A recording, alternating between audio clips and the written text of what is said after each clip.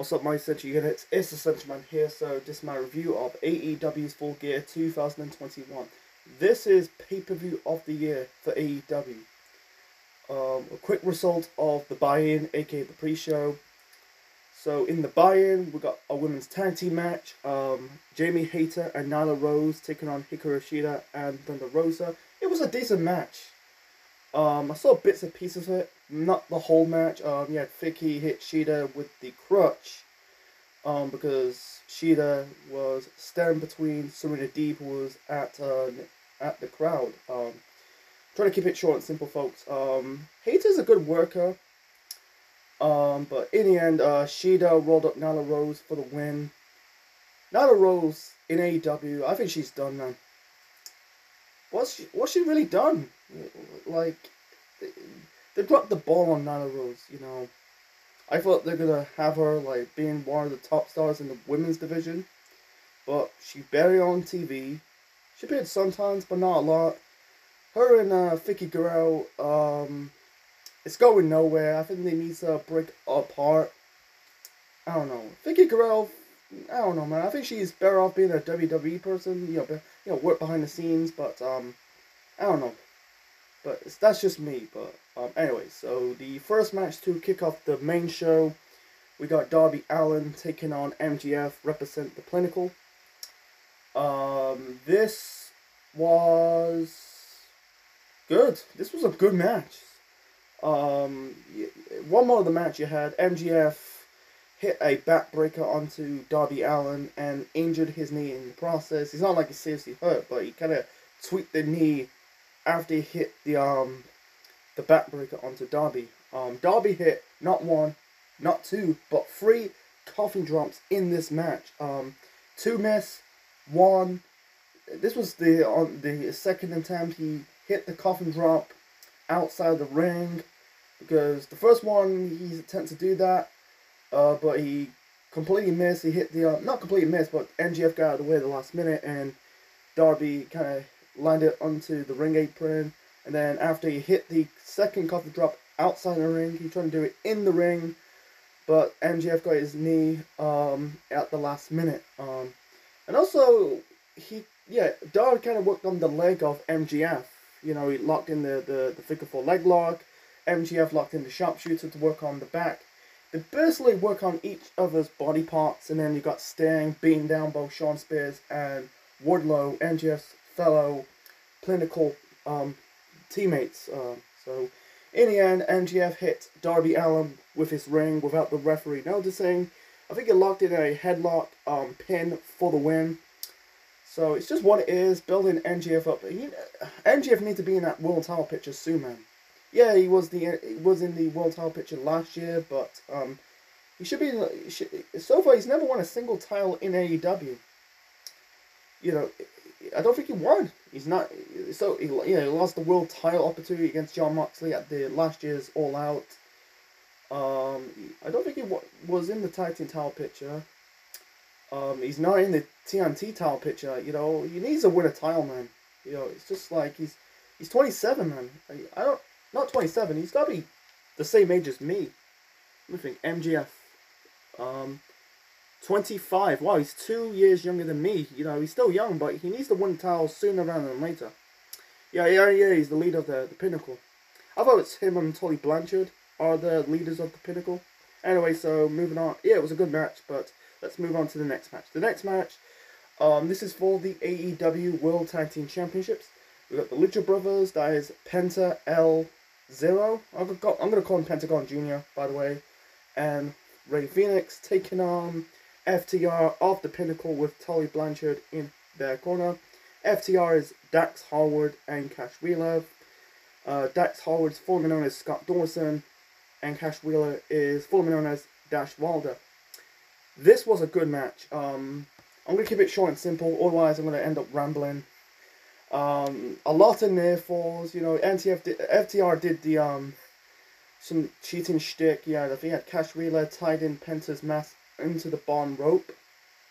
The Lucha Brothers kicked out of their finisher. You know, FTR's tag team finisher is the Spike Power Driver, not the I don't think he hit the Shattering Machine in this match, but yeah, basically, it's assisted Spike Power Driver. FTR hit it on, I think it was on Penta or Phoenix.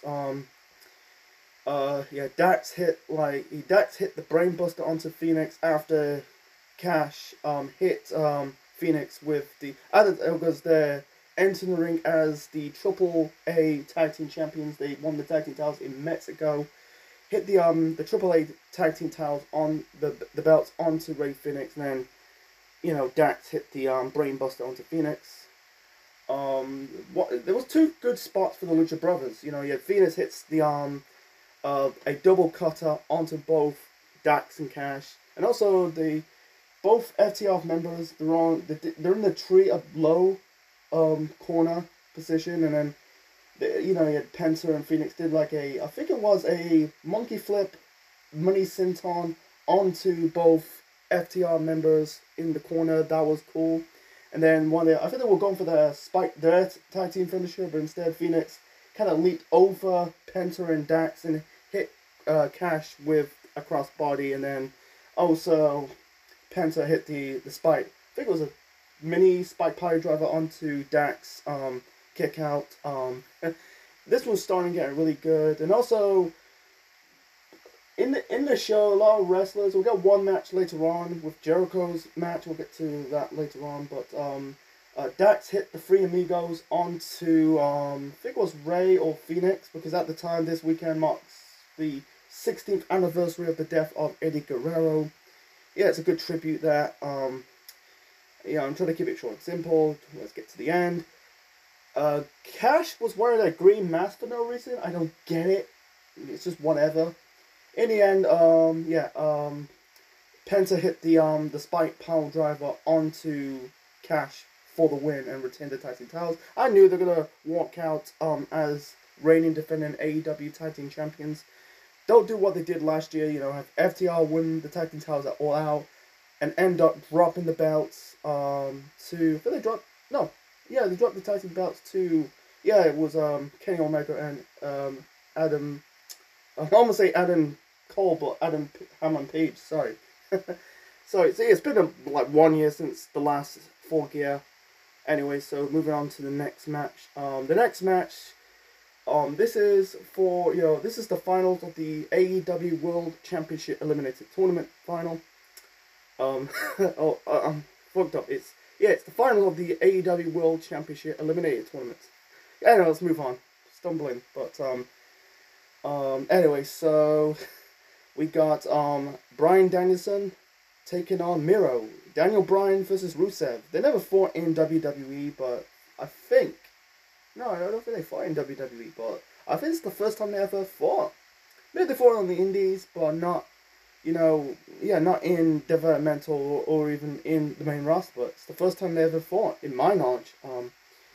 This was good. I'm trying to keep it short and simple. This was basically speed over strength, because Danielson's all about the speed and the mat style, Tekno style wrestling.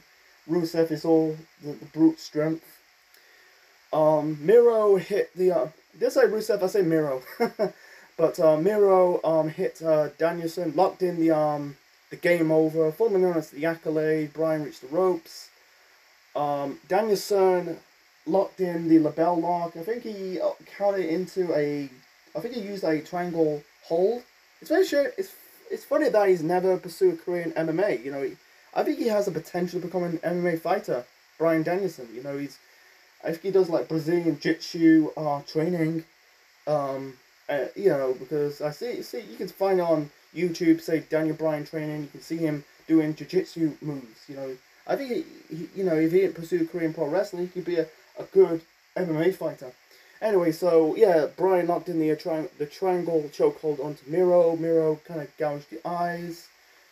In the end, I think Bryan hit a DDT. Yeah, Danielson hit the DDT onto Miro, and locked in the I think it was a guillotine. He passed out. He didn't tap out. That was really good. If Miro tapped out, that's weak. I don't see Miro didn't so far in his career. Miro, Rusev, he never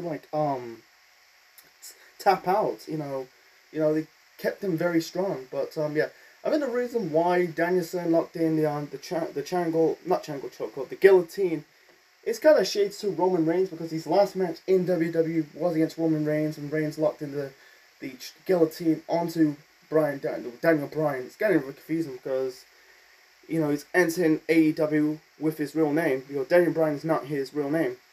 You know, it's just what it is. I want to get into it, but anyway, so yeah, Bryan Danielson is the #1 contender for the AEW World Heavyweight Championship. Who will face Kenny Omega or Adam Hangman Page. We'll get to the main event later on in this review. So yeah, it's a good match. I don't say it's the weakest. It was a decent match. You know, some of these matches on the show turn out to be good to great matches. This is kind of like in a 3-star standard. It's on the 3-star mark. You know, compared to, you know, yeah, I put the opener was, yeah, I give it 3 stars, and the tag team title match, that's 4 stars or 4.5 stars. So anyway, so moving on to the next match. The next match, this is a Falls Count Anywhere match. We got Christian Cage and the Jungle Express, representing Jungle Express. We got Jungle Boy, Jack Perry, and Luchasaurus taking on the Super Clique, aka the Elite. That is Adam Cole, Baby, and the Young Bucks. This is, in my opinion, this is match of the night. Match of the night. There's too many spots to talk about it. I'll talk about some. It was physical and violent. Adam Cole bled buckets. I never seen Adam Cole bled before, you know. Yeah, I think it was Jungle Boy or Luchasaurus kind of grabbed Cole behind the arms, and then I think one of them super kicked him in the stomach, and then one of them threw him onto the chair. He bled as the result. Basically Jungle Boy trying to did like I think the Young Bucks were going for like a not a tag team finisher, but a tag team maneuver, but Jungle Boy kind of countered it, and also it was about to get put through a table, and Jungle Boy countered the double tag team move by the Young Bucks, and sit down in the chair, and Cole kicked them. This is before he bled, and Jungle Boy able to put Adam Cole through a table, then the Young Bucks put Luchasaurus through a table, and then I think Christian did his tornado DDT onto the ladder. This was getting fucking good. And Cole hit the Panama Sunrise onto Jungle Boy. He was climbing on top of the Full Gear pay-per-view set, hit the Panama Sunrise on the fucking stage. That was cool. It was getting really, really wild, you know. And I think one of the Young Bucks hit, like, Christian was going for the spear. One of the Bucks, I think it was Nick or Matt, hit like a springboard, not springboard, but hit a plancha off the stage. Trying to keep it short and simple. And also, I think, like, Young Bucks and Cole hit like a triple B trigger onto Luchasaurus. They're wearing like speaking of the Tomfax, yeah, they put thumbtacks. I always say Tomfax, but it's thumbtacks I'm trying to say. They put a lot of you put like the tacks, you know, the thumbtacks. I'm saying a lot of thumbtacks, but they hit the put the thumbtacks in the mouth on Jungle Boy. I was cringing. And they had like these thumbtacks, god damn it, thumbtacks, Jesus. They got they put like thumbtacks, shin pads, and hit a BD trigger onto, I call it BD trigger, triple BD trigger onto Luchasaurus, kicked out. In the end, Christian Cage, he was about to hit one of the Young Bucks with a concerto, and basically, and you got Jungle Boy took the chair off of Christian and managed to hit the concerto onto the Buck for the win. So yeah, this was match of the night. It was really fun to watch. Very wild. I was having a mixed bag because it's a shame that Adam Cole didn't get pinned, but I don't think it hurt him in the long run. But I'd rather see Adam Cole getting the win because this is his first pay-per-view match in AEW, because he debuted at the previous AEW pay-per-view from September, the All Out show. But I think Christian getting that victory was vital because he lost the last pay-per-view match, the main event of All Out in September, so it's just what it is. So sorry about, I will say thumbtacks, it's just, I say thumbtacks, I'm supposed to say thumbtacks, Jesus Christ, but, sorry, I'm just stumbling, God. Anyway, so moving on to the next match. So the next match, This is the weakest match of the show, in my opinion. You know, I think the Danielson Miro match was good. It was good. It was a bit better than this match. It wasn't bad, but it was still good. It was decent. So the next match we got, yeah, was it Micaiah Black and Andrade? I'm gonna call him Andrade, not Andrade El Duro, but I wish they could just call him Andrade. It's just what it is. So with Jose, the assistant, in their corner, taking on Cody Rhodes with the Enforcer, Arn Anderson in their corner, with teaming up with the Bastard Pac. That's his nickname. Not calling him Pac the Bastard. It's just his nickname. It was a decent match. I feel like this is a match you probably see on Dynamite or Rampage. Didn't feel like it's a pay-per-view quality match. The fans were booing Cody. You could tell Cody's character was getting a little stale. Trying to keep it short and simple.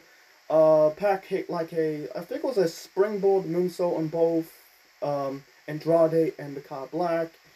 Yeah, Jose got involved, trying to take off the boots of Cody Rhodes, and he got punched by Arn Anderson, and then Arn Anderson chased off Jose, the assistant, out of the building. So I'm trying to keep it short and simple. Pac hit not one but two black arrows. The first one, Andrade reached the ropes. He hit for the second time. Rhodes, Cody hit I think it was a big boot onto Micaiah Black outside the ring. He end up into the crowd, into the barricade. Yeah, Pac hit the second black arrow onto Andrade for the win. I really having Micaiah Black and Andrade getting the victory over Cody Rhodes and Pac. This is a big win for Pac, but I don't know why Cody needs to get a win over Micaiah Black. I think, like I said in my predictions video, I think Cody won the battle, in this match, on this show, but I think Micaiah Black won the war, to be honest. So moving on to the next match. So the next match, this is for the AEW Women's Championship. We got Dr. Britt Baker, DMD, with Rebel and Jamie Hayter defending the belt against Ty Conte. She's not related to Antonio Conte because, Antonio Conte is a football manager. They're both different Contes. One's Italian, she's Brazilian. Fucking Rebel, man. I just don't like Rebel, to be honest. Throughout this whole match, she was shouting. I don't like it's the point. I just don't like Rebel. I find her very awkward. I just find her very annoying, and she's just not really she's just uninterested to watch. That's just me. If you like her, more power to you. But she's just I don't like her in TNA. But I don't know why Britt teaming up with Rebel and Hayter. I understand with Rebel, because at the time last year, Britt got hurt. I get it, but I don't know why she needs to be doing a faction, because she's better off on her own. She's a good talker. She's a good wrestler. I simply don't get it. It's just what it is, whatever. So, Conte, Ty. Did I call her Ty, but Ty Conte? I wish they call her Ty Conte. I think that's her real name, Ty Conte. I wish they call her Ty Conte or Tanara Cavallo, but I wish I thought it's Ty Conte, but sorry, Ty Conte. So, Ty Conte hit a BDO. Basically, I think it was a running knee, and basically a power drive onto Britt. She kicked out. She basically countered the lockjaws attempt by Britt. Britt hit two curb stomps in the ring and on the steps. You got Rebel and Hayter, got involved.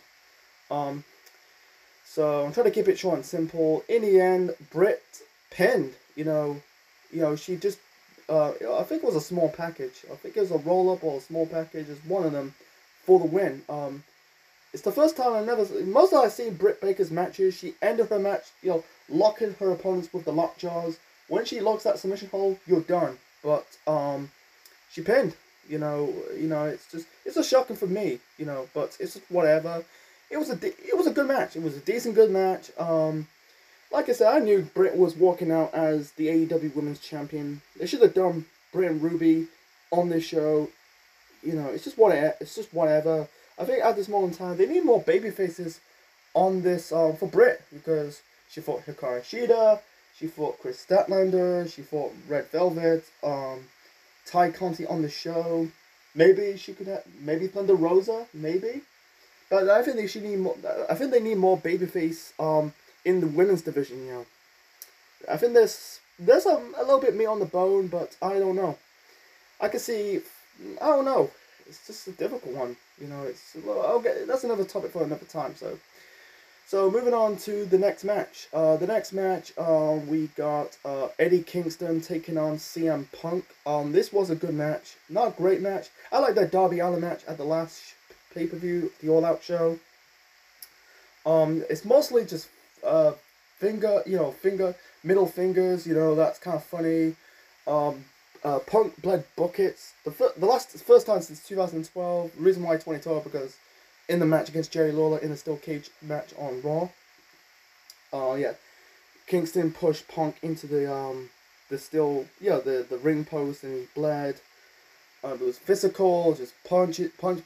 Not saying in a bad way. It was physical. It was hard hitting. Trying to keep it short and simple. Punk hit not one but two GTS onto Kingston for the win. And afterwards, Kingston, Punk was about to want to have Kingston shake his hand.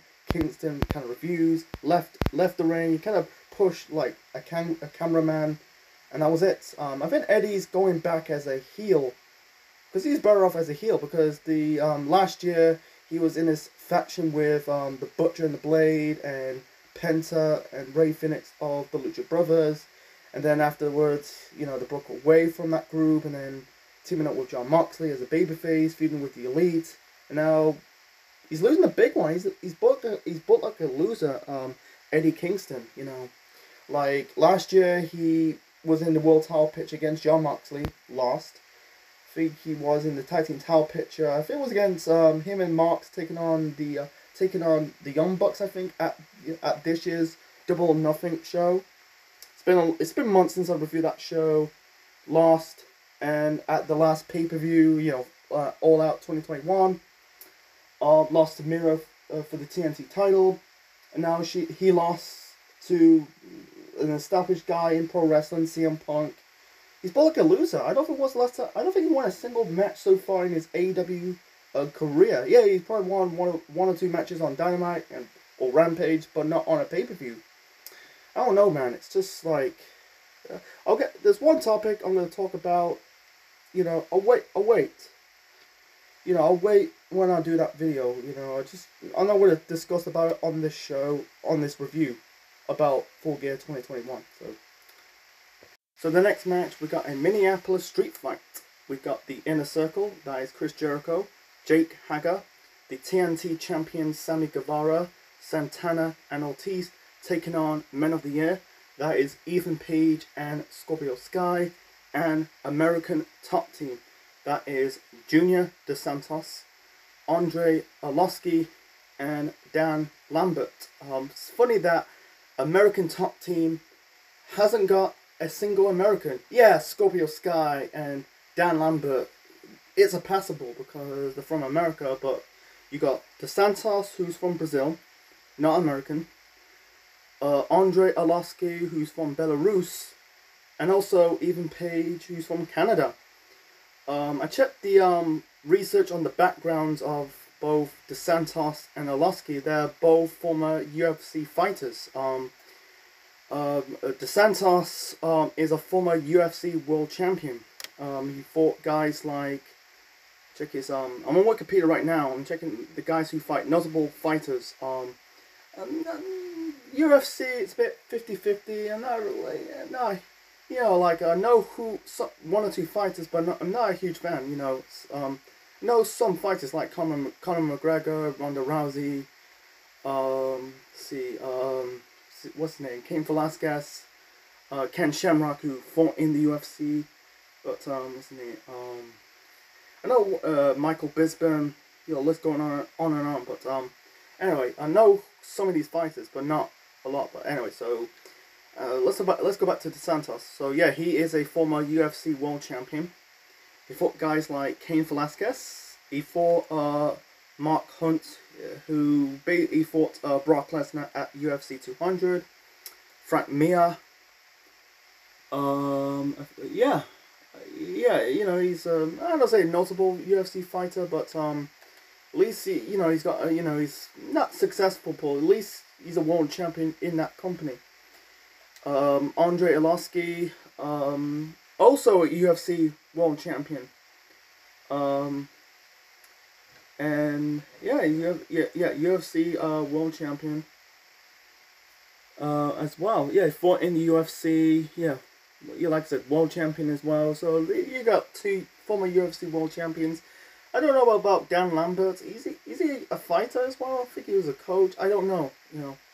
But anyway, let's get back to this match. So I'm just checking out the backgrounds of Arlovski and Dos Santos. So anyway, the match was fun. A really good match.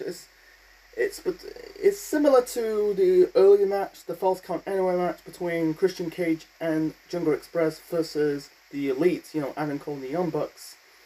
It started out with just a normal tag team match, and then it's also going to become a street fight. Dan Lambert was funny, smacking Jericho around, giving members of the Inner Circle the middle finger. It was wild, a wild brawl. Like they were using wild objects. There was one good spot. You had Santana and Ortiz locking submission holds on both on Ethan Page and Scorpio Sky. I think it was Santana and Ortiz. One of them locked Ethan Page in a Boston leg cramp, and Scorpio Sky in a, I don't know, it's kind of like a tarantula hold, without locking the submission hold on the ropes. And then you got like Sammy Guevara grab a football and throwing the football onto the head of Scorpio Sky. That was funny. You had Sammy Guevara. I think he hit like a swanton bomb off. I think it was a swanton bomb. I think off the tallest ladder and put Scorpio Sky through a table. And also you got Ethan Page confronting Jake Hager's wife. What's her name? Christina. I think that's. Is it no Katrina, Christina, whatever the name of Jake Hager's wife is. And then you got a legendary, I think it's a legendary wrestler called Baron from Rishki Gift, basically locked in the iron claw or the claw onto the head of Ethan Page. It's Baron from Rashki, who I think he fought in the territory days, in the 60s, 70s. I think he was a wrestling manager as well.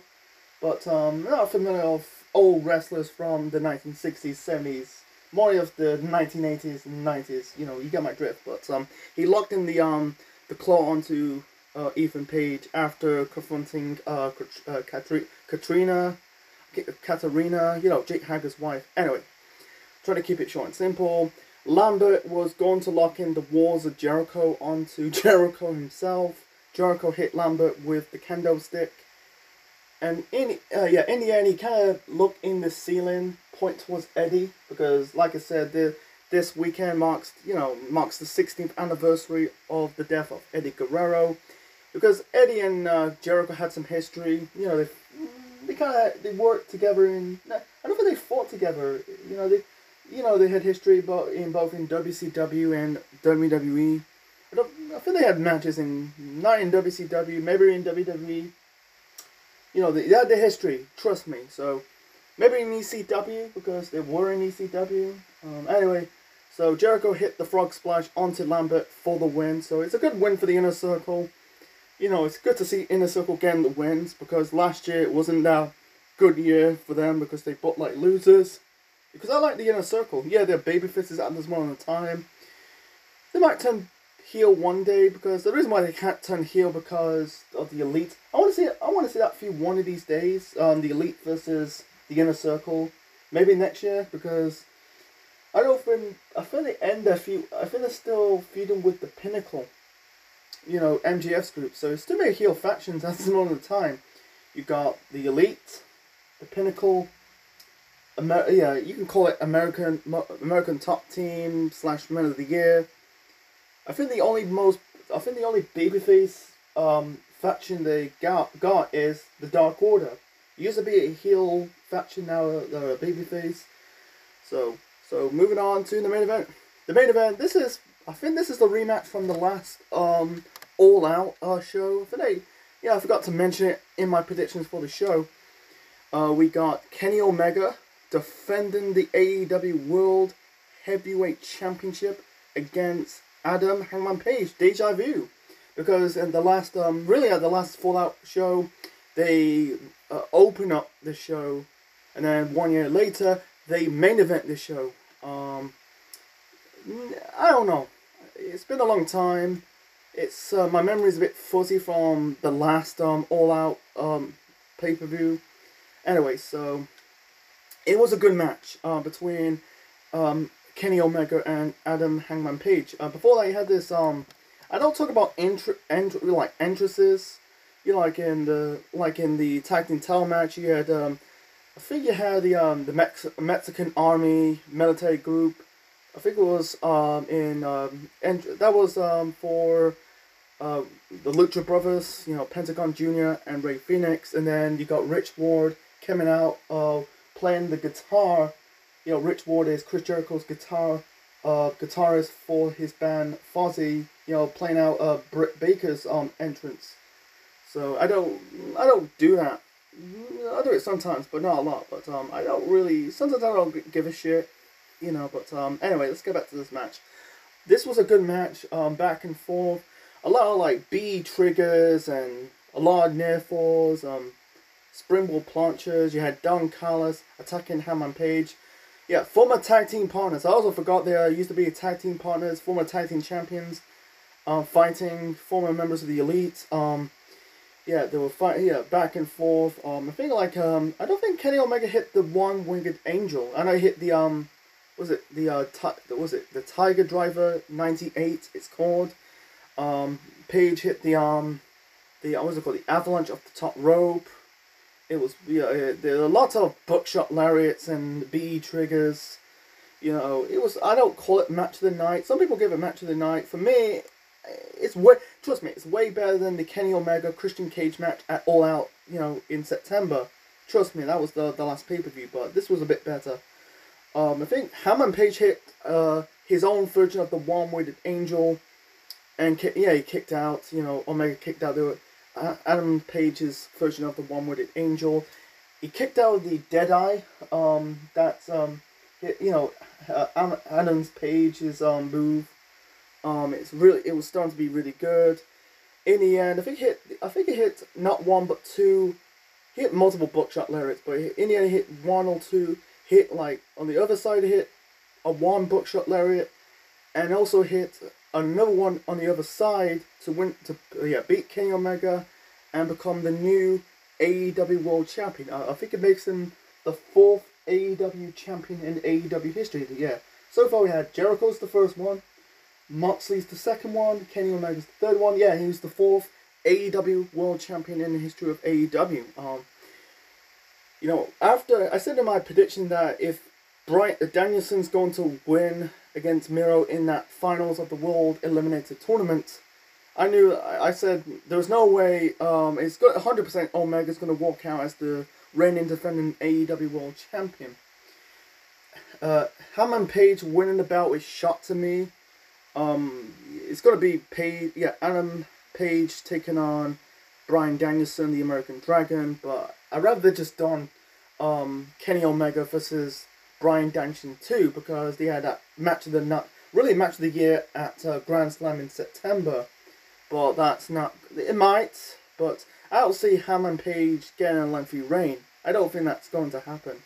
But yeah, because it's funny that I think this is his second pay-per-view main event in his AEW career, because the reason why I say second one, because the first one, you know, he main event with Chris Jericho, you know, crowning out the first AEW World Champion at All Out in 2019.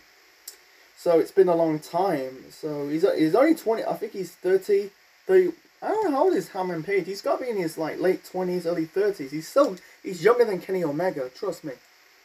30 years. Jesus Christ, 30 years old, man. Wow, he's so young. You know, I can see he doing well in that company. He looks like Stephen Amell. You really realize that Hangman Page, he looks like Stephen Amell, the actor who plays Arrow, you know, Green Arrow from that show. But yeah, for Kenny Omega, I think his reign was good. And I didn't really see all of his reign. What, 1 or 2 matches of his reign? Like I saw his match when against Moxley. I think it was on Dynamite when he won the world title. The explosion match of Revolution, shit. The triple threat match at Double or Nothing between him, versus Pac and Orange Cassidy. Is it not Pac? I think it was. It was Pac. It's been a long time. It's Pac or Phoenix. I think it's Orange Cassidy and Phoenix. It's, you know, Orange Cassidy or Pac. It's been a long time since I reviewed Double or Nothing. You know, my memory's a bit fuzzy. That was decent. Same as the Christian Cage Kenny Omega match at All Out. Just this 2 months ago. That was just decent. He had a decent reign. I don't say it's a great reign because I didn't see most of his reign. You know, because I'm in and out watching Dynamite. I'm not saying it's shit, but it's still, you know, I still watch AEW, but I watch it occasionally. Whether it's a special event, you know, it's just, depending if it's something special, like a debut or a title change or whatever, I'll watch it, trust me. You know, I don't like, you know, oh, I hate AEW, I like AEW, but it's too much to cover Dynamite on this channel. I do it sometimes. I don't know what channel. Yeah, it's on a streaming site. If you watch Rampage, but it's what it is. So anyway, so my final rating for AEW's Full Gear 2021, I'm gonna give it a 10 out of 10. This is pay-per-view of the year. I think everyone who competed on this show gave 100% to put on a great show.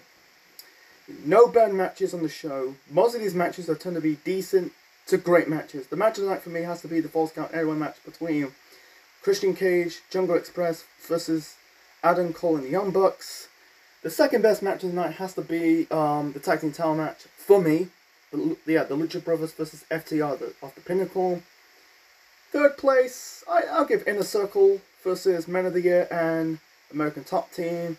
Besides that, you know, there's still some good matches to watch. You know, I suggest. You know, like Cody and Pac versus Micaiah Black and Andrade.